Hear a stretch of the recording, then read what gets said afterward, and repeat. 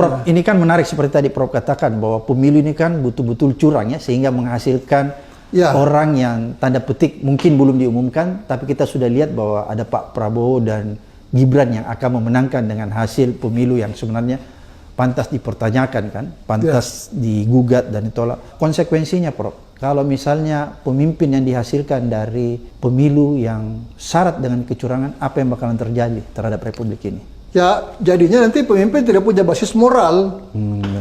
Ya, secara politik, etika, tidak punya legitimasi. Kalau saya jadi Pak Prabowo, Pak, saya tidak mau jadi korban dari permainan ini. Kenapa, Prof? Ini kan sudah jelas-jelas dibuka mengenai kecurangan. Ya, masa Anda mau menang dari satu pilpres yang dinyatakan curang, atau yang dianggap curang oleh publik? Anda tidak punya landasan moral untuk memimpin. Gitu loh.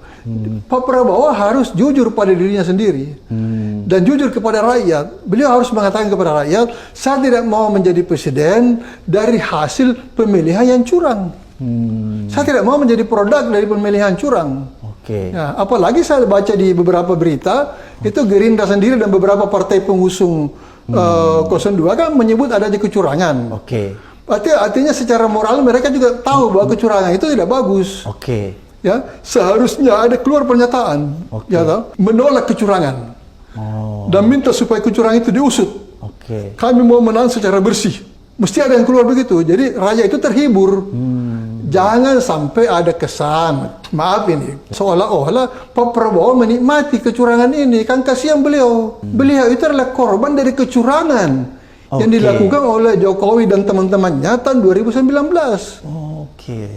Itu jelas itu. 2019, kalau 2014 sama saya tanda tanya. Jadi 2019 itu Jokowi menang curang sudah menuju ke jabatan kedua kan?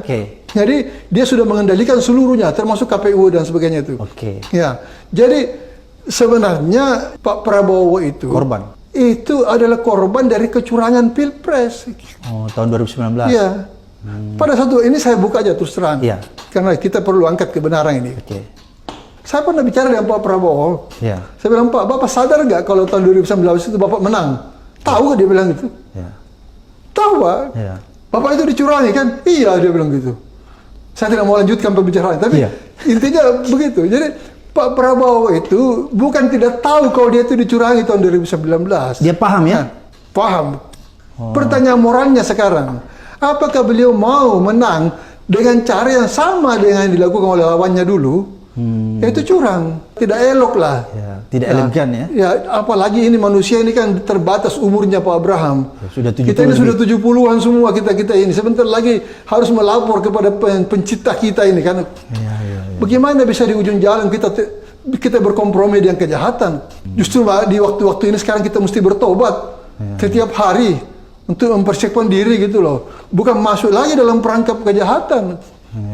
Jadi saya menghimbau, harus Pak Prabowo mengeluarkan pernyataan, saya tidak mau menang melalui kecurangan. Sekarang terbukti kecurangan itu tidak bisa dihindari, Pak. Fakta sudah diangkat semua. Sisa disusun aja, Pak. Sisa disusun jenisnya dan sektor-sektornya. Kan ini komprehensif. Ini sistematis, apa istilahnya TSM kan?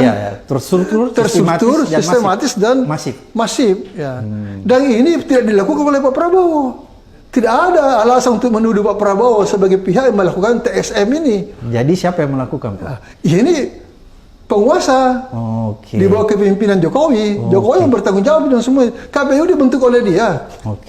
Masa mau dikorbankan untuk kedua kalinya? Hanya demi seorang anak putra mahkota ini. Ya, duduk dalam jabatan yang secara etis itu dipersoalkan itu. Kan kasihan Pak Prabowo. Ini kalau mereka mau jujur menilai Pak Prabowo.